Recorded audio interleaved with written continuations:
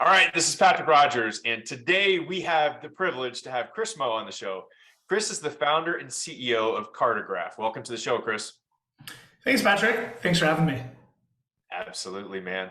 So Chris is a hustler. Chris is the founder and CEO of Cartograph, the leading Amazon agency for emerging CPG brands.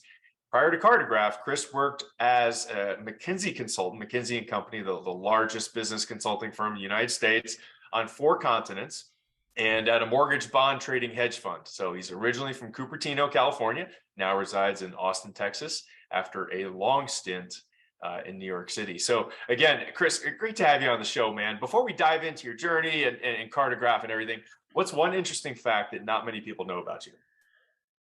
Sure. So one interesting thing not many people know about me. So I'm a pretty big music fan, like to see live music and so forth. Yeah, But yeah. in undergrad, I took a year of courses in the music school in digital music production. And so Okay. spent a ton of time in the studio, and I actually produced, mind you, it was timely at the time. It was like 2000, it was like 2010. Uh-huh. Uh-huh. Dubstep. Yeah. Oh, you should play some for you. You can play for us right now. I Some of don't. this I stuff. don't. Okay. It's All been right. lost to the ether, but Okay. yeah.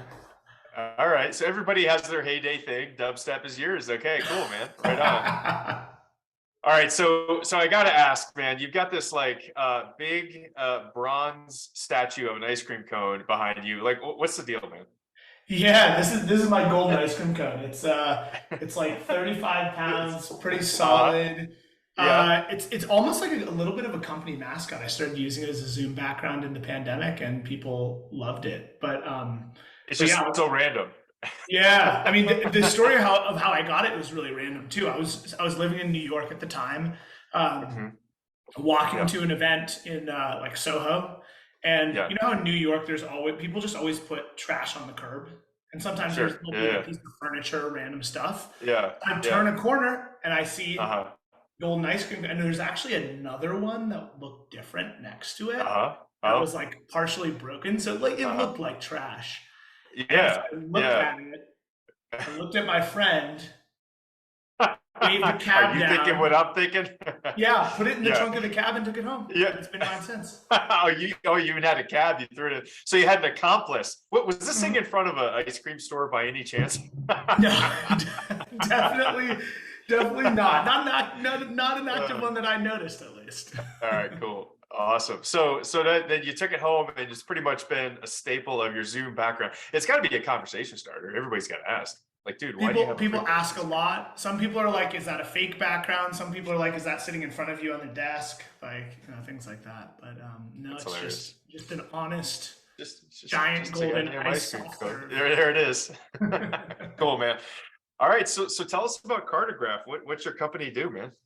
Sure. So, Cartograph, we're an Amazon agency. So we help consumer products brands. A lot of our clients have been in food and bev. We also do skincare, baby and pet. We help them sell on Amazon.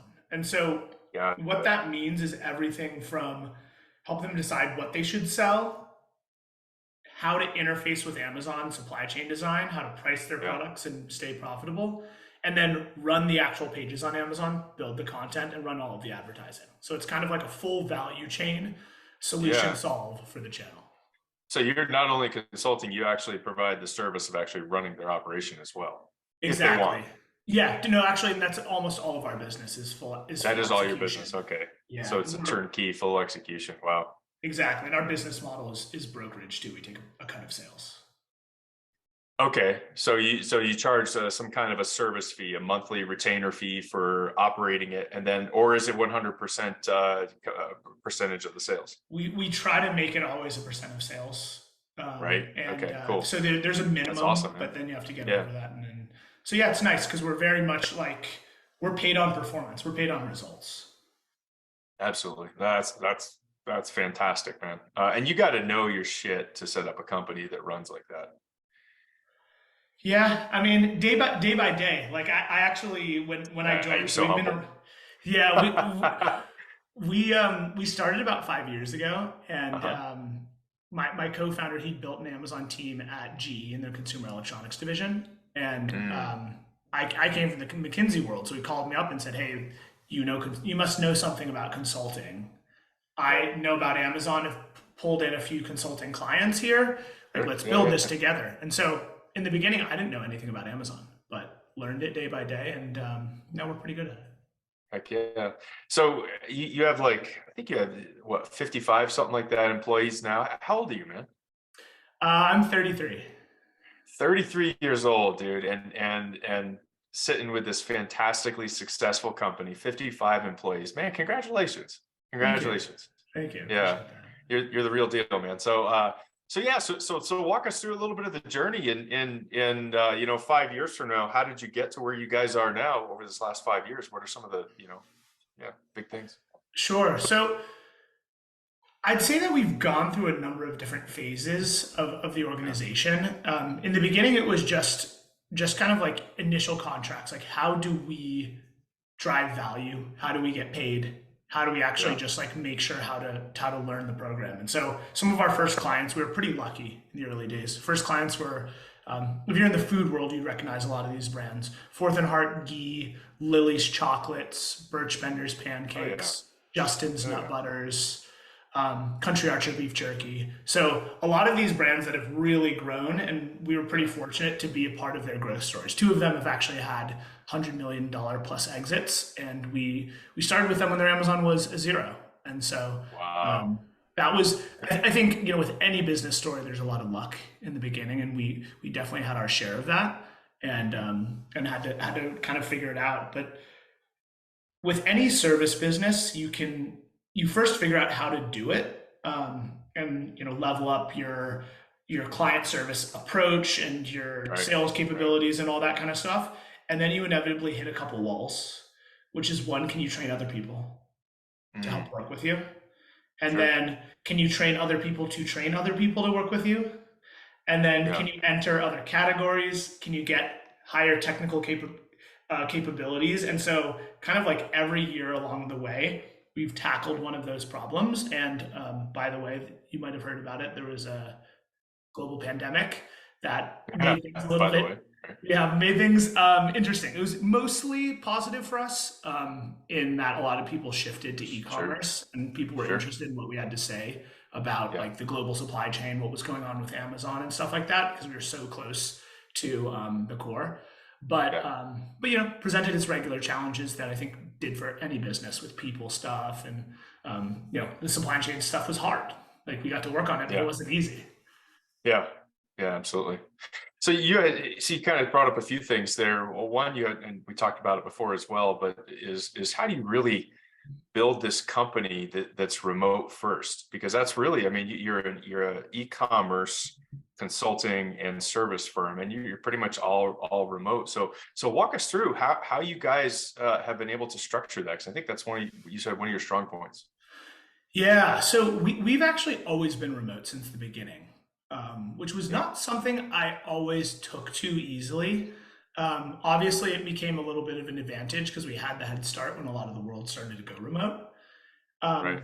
But I think some of the core stuff that we did, and we learned this over a number of years, is that in order to succeed in remote, you just have to assume that you're playing it an entirely different game.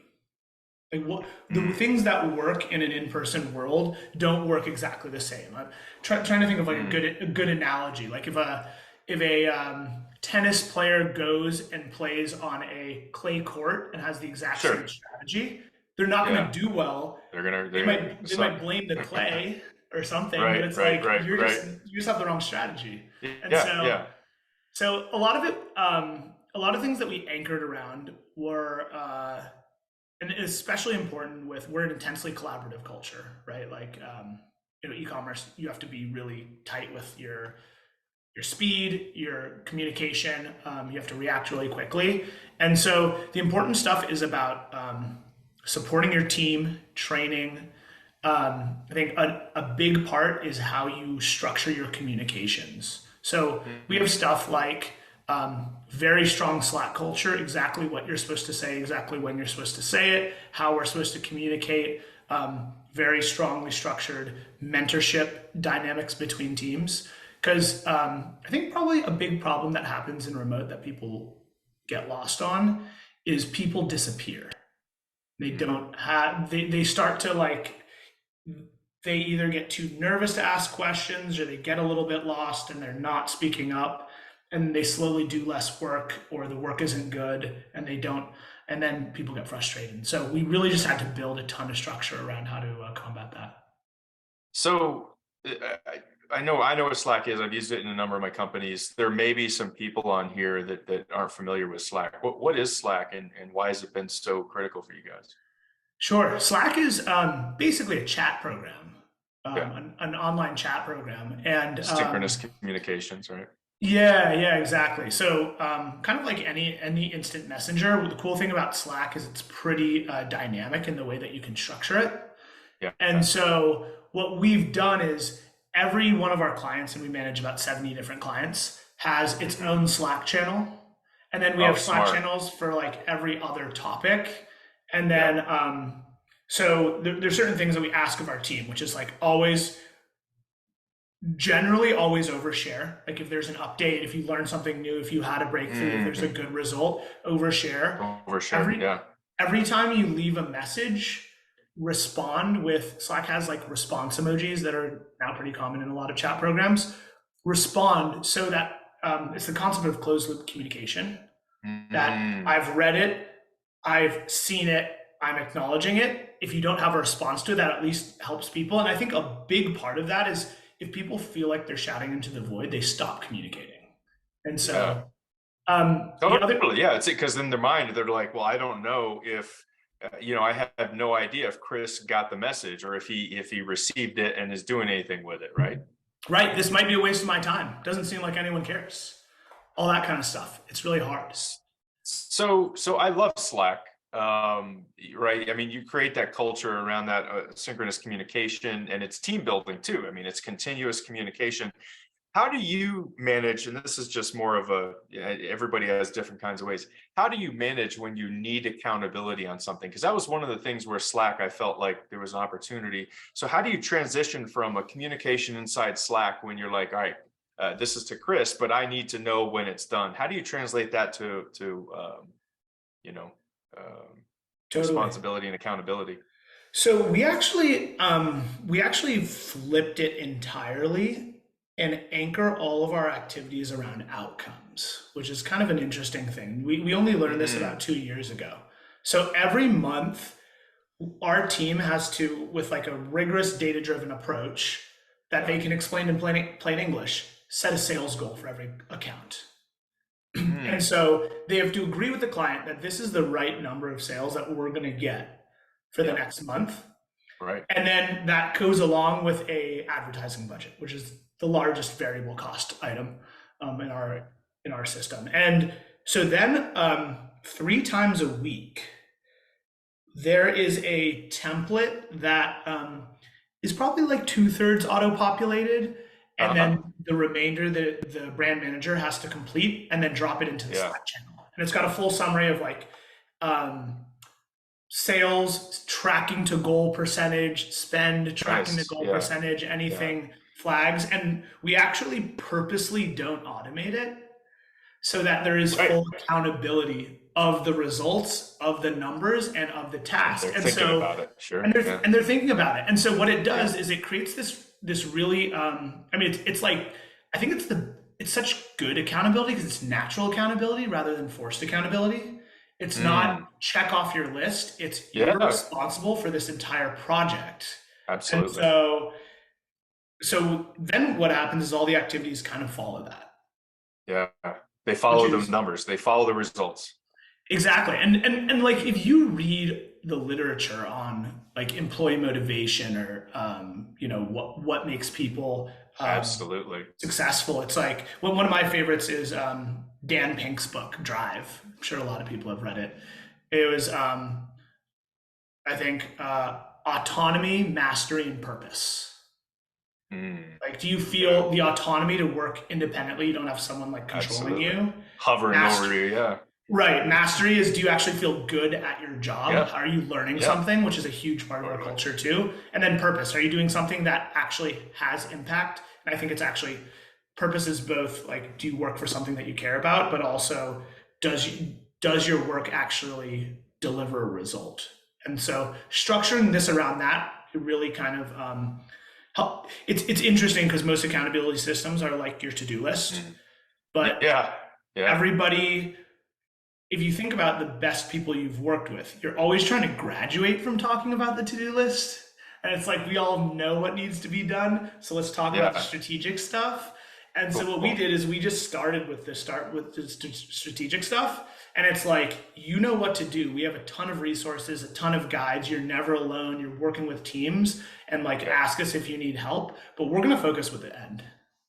Very cool, man. And then, I mean, you came from obviously the top business consulting company in America. Is that something that this kind of a process that you had learned there and then was able to incorporate A little bit. a little bit? Principles of it. Principles? Yeah, Yeah. Okay. they didn't Cool. really use that. Actually, so McKinsey's turnaround practice, which used to be called, I think they call it the Recovery and Turnaround Services, used to be Yeah. called RTS, and it was for Uh-huh. distressed organizations. Yeah. Um, and at a high level, what they would do is there would be a distressed organization. It was mostly a cost cutting program. They'd go in, they'd first do a what they call top down. So they'd look at the business, benchmark it to a Hmm. bunch of different Hmm. stuff, and say, Right. here's how much we could cut it to. Here's how efficient we could make the Sure. business. Yeah. Yeah. Then what they do is they flip to a bottom up planning process, Right. which is they say, we then have to fill these buckets because those top down Right. targets were set by Right. Right. Right. department. And so you Yeah. write initiatives that add up Sure. to the number that matches. Almost like a balanced scorecard type thing Exactly. concept. And Yeah. then you Yeah. move to implementation, and Yeah. every initiative has an owner. And Yep. then what you always the question you'll Mm. ask every owner is, are we going to get the full value of the initiative on time? Which is just the total question. And so you can see that like the principles there are quite similar, which is like, to our team, it's, are we going to hit our goal on time? If not, we need a good story why, and we need a few ideas of how we might close the gap. Yeah. And I love what you're doing. I mean, you've got a solid strategy in place, proven strategy system. It's kind of funny, man. It's just there's a lot of businesses out there. They're just in operational mode, and they're growing by chance. So if anybody listened to this, I just really, really what what Chris just went through. Go back and listen to it again for 5-10 minutes again, because what he's talking about is focusing his company. Right? Correct me if I'm wrong. You're focusing your company on the ultimate goals and then kind of working backwards and determining what needs to happen within the company for that forward motion to have. It's not just operational at all. This is forward motion, initiatives, rocks, uh, projects. Yeah, I mean, what we try to do is make every person in our organization frontline, Mm, leading the charge I of love their it. piece of the Yeah. business. And that's a whole other thing yeah. And it sounds like from Dan Hink's book that concept that people have to have that autonomy. They have to be the one in control of their KPI and their business, if you will. Right, right. And Yeah. so Very some of cool. this also came out of, we're a service business too. So it's not Sure. just results, but you have to be able to No, of present it well course. and communicate it well. And Yeah. like, it's a client service business. And so kind of the companion of that was, we needed everyone being frontline. They not only needed to be able to own their numbers and the metrics, but also be quite presentable and good in a business setting and Yeah. have strong soft skills. And so the growth, we actually split when we evaluate people, our rubrics. It has about 10 elements in it. Half of them are technical skills related to Amazon and the execution of the business, and then half of them are soft skills related to communication and Sure. collaboration and stuff like that, because Good for yeah, you. they're equally important. Yeah, good. And even I feel like our soft skills now more so with this new economy and their new culture, it's even more important. The leaders and the people on your team that can lead with empathy and love are going to be more successful. Figure out the Absolutely. skill set later. Yeah, very And cool. it's hard to like get that across to in virtual formats. Like we Well, think a lot about that. yeah, and so that leads us right into a great topic. Is something you said. You guys were a very values driven organization. How do you drive that values driven culture being remote? What do you do there? Yeah, so I think being a good values driven organization starts with talking about them and talking about how you live them, and that's a big part of it. Like we my co-founder and I, we actually wrote our values really at the start, like summer of 18. Yeah, Um, and we looked at a bunch of the big companies around the world, pulled from yeah, some of the best of those, sure, yeah, and haven't touched them since. And every time nice. we do company summits, we go back and look at the values. Every new hire class, we talk about the values. We talk about, like, why do we do this? Why do we live this? And they actually, I think values can be a really strong asset, especially when you're in a business as varied as ours, where like every Yeah, client engagement is different. You might yeah, not always know what you're going to do, and so right, I got right. samples of how that comes to work in practice. One of our values is we'll always put the client first. So our team never has to worry, oh, should I make this recommendation? Our revenue is going to be, the Cartograph revenue is going to be lower. Mm, It's always what's best for the client's P&L. It's always wow. what they're thinking about. That makes So it it's a super easy. decision for them. Yeah, Yeah. you gave them they don't even have to think about it. It's decisions made for them. Right. And I think most of the time it feels good too. It feels like you don't have to like worry about a conflict if you have like a clear a clear guideline. Another one is transparency, Mm, both internally and externally. So mm, internally, we really try to share with our team, like, here's the plan, here's the policy, here's the procedures, here's what's going on, here's our financial performance and results. Externally, we play with an open hand, is the way I talk about it. mm. All of our tools, our clients can see them. All of our ads, our clients can.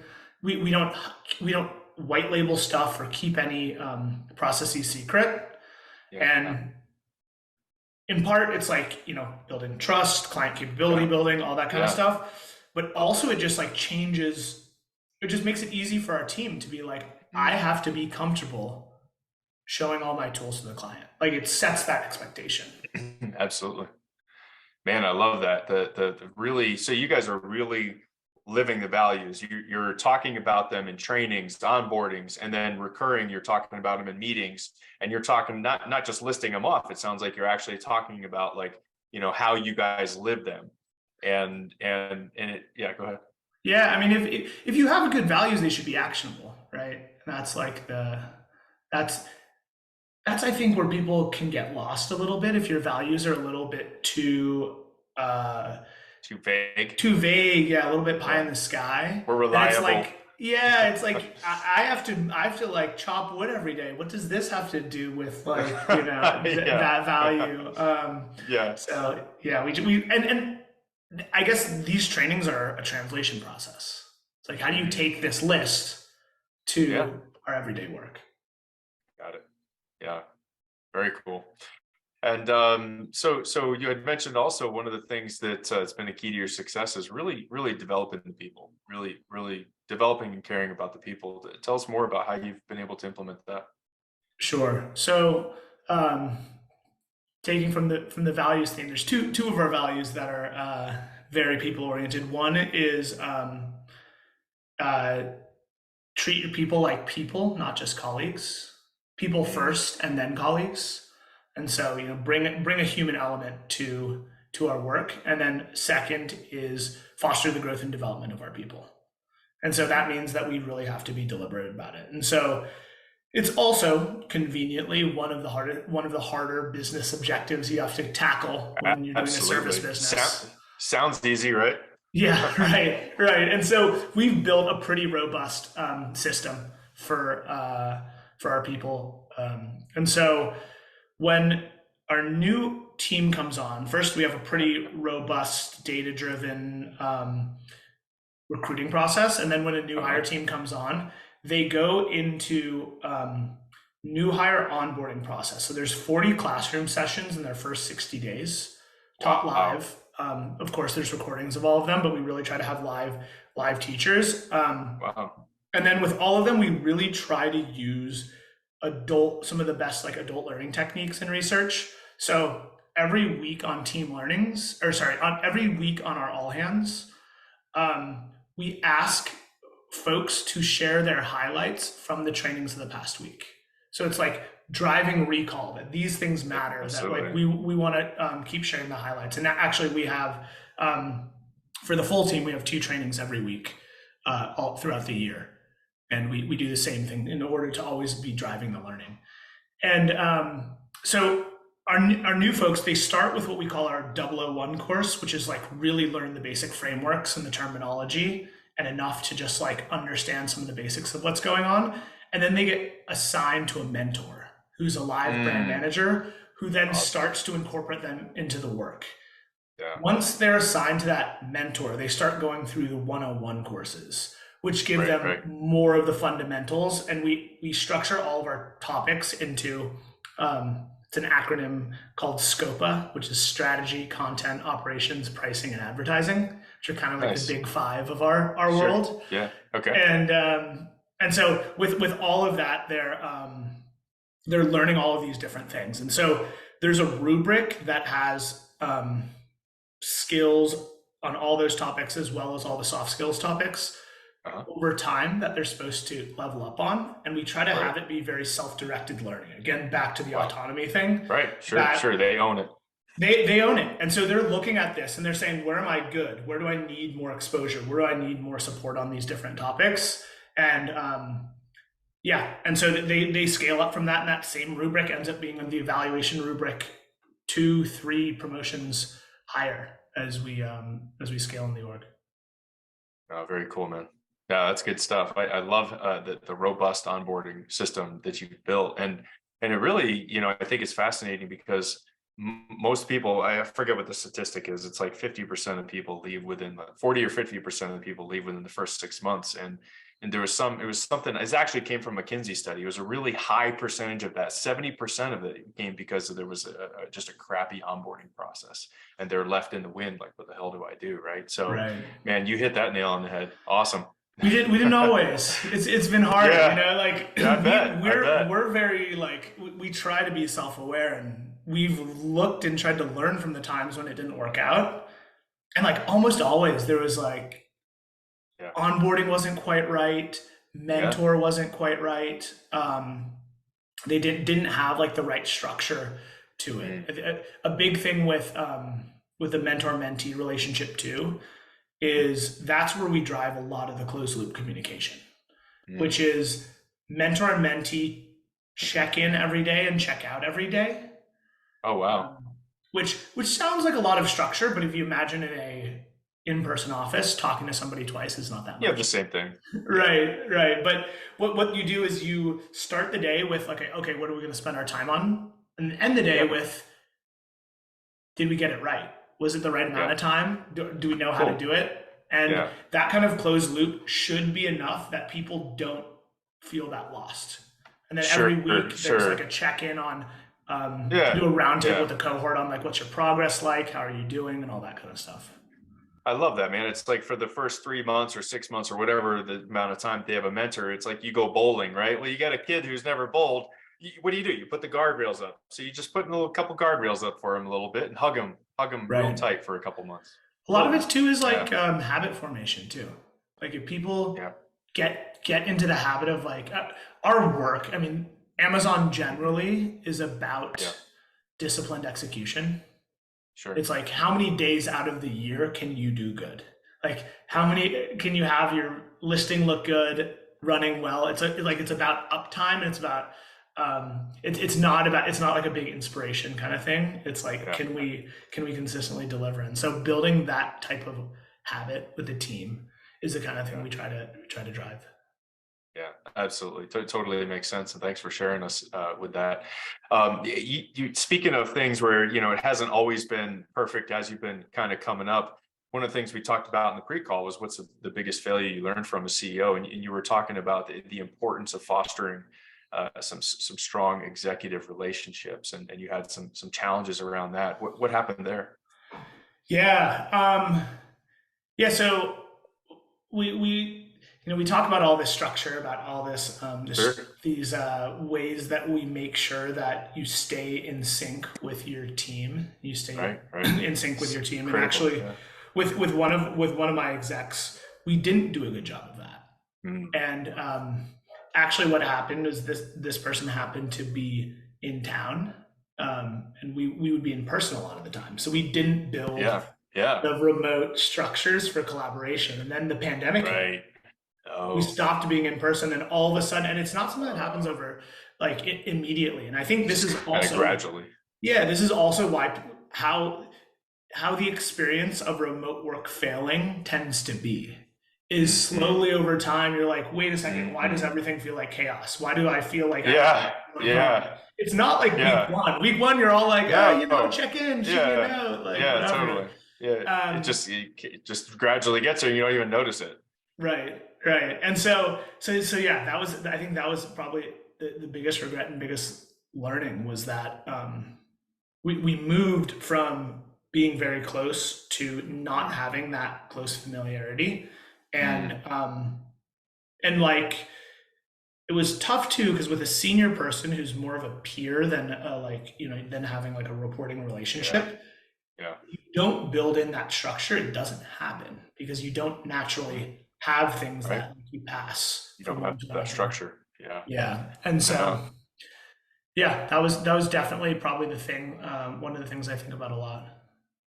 Yeah, well, thanks for sharing with us. I mean, obviously, it sounds like it was a big deal. It kind of fell apart, but you learned from it, and you've now put in this structure and system that ensures your entire team is very well connected. So I love that.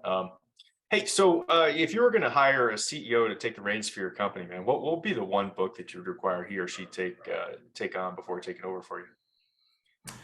Yeah, one book that I really liked, and you can get a lot of the value of the book just from the title, was Right? it was written by Bill Walsh. He was the Uh-huh. longtime GM and head coach of the 49ers during their really Right. strong like Joe Montana era.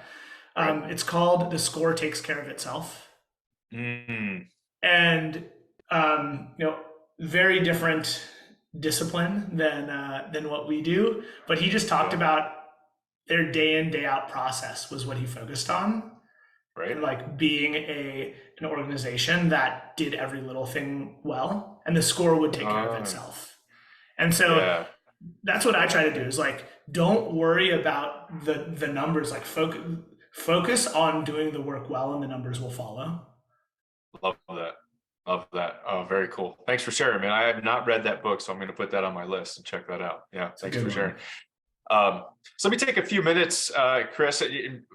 Great content here. So many amazing things that any business, even if they're not remote, can learn from. But I want to first of all summarize that there's really three main buckets. It seems like that we kind of talked about today, and all three of those, when we dug into why you were successful, all three of those things 100% revolved around the people, the team. So very people centric, and so my big takeaway is but it was is really this intensely collaborative culture, um, being very having speed, having this intense communication around synchronous communication, the Slack channel, and really anchoring everything around those outcomes, having that scoreboard, and really developing initiatives that all lead up to that ultimate goal, and it all focused around a communicative structure and cadence and rhythm. So that's fantastic. Number two is a values driven organization. Again, it's all 100% people, and it's talking not only having values, because there's a lot of companies that have values and mission and vision, but they don't do anything with it, right? It's the CEO that gets out there and is beating the drum of the mission, vision, and legacy, impact, and values, and you're doing that, man. And it's helped really create that culture, and it helps them make decisions. It sounds like you've been able to help them make good decisions. If there's a question between client making more money, and if we lose money, the client always benefits first. I love that, man. That's fantastic. And the last one was developing your people. Treat your people like people, not colleagues, and transformation, not transaction, right? We didn't say that specifically, but that's kind of my takeaway. And this intense, this great onboarding process, mentor, mentee, you have two full trainings every week. You have this live training that's absolutely fantastic. So yeah, thanks for sharing all that with us. But let me ask you, Chris, if there was one takeaway that you would really want the audience to absorb from everything we've talked about, what would that be?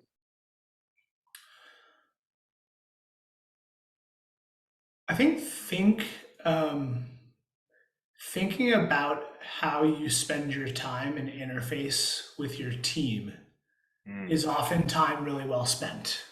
People tend to think a lot about um, problems, outcomes, to dos, mm, and we try to really think about the that we work, not just the work that we do. It can be yeah. really powerful. Yeah. So like the time that you're actually spending with your team, like is it quality time and are you investing in them as a person and their development Yeah, or professionally as well? even just like how you structure your calendar. Like, am I spending Yeah. my time on the right stuff every day? Yeah. Are our meetings structured in the right way that Right. we're Right. talking about the right stuff, or are we wasting time? Like, do we have the right touch points? Sometimes Sure. that solves the problem more than the problem solving itself. Yeah. Right. Totally. Yeah. Then, Good. yeah, Cool, man. So Chris, if any of our listeners wanted to reach out, if let's say anybody has an e-commerce and they would look to you for help or just reach out to you for questions on the podcast, what would be the best way to do that? sure. So I think best way is on LinkedIn. You can find Okay. me, Chris Moe, or Cartograph, both Cool. reasonably active posting content. And Great. then if you want to Okay. reach out to me personally, you can email me. I'm at chris@gocartograph.com. Cool. And we'll have the link to your profile on our the podcast page, so that'll definitely be there. And awesome, Chris. This was a fantastic episode. Thanks for being on the show, man. Yeah, thank you for having me. It was great chatting. Great. So for the audience, please hit the like and subscribe button. Help us spread the word about what we're doing. We're helping the next generation of CEOs be that much more successful. With that, we'll see you on the next episode. Thanks a lot.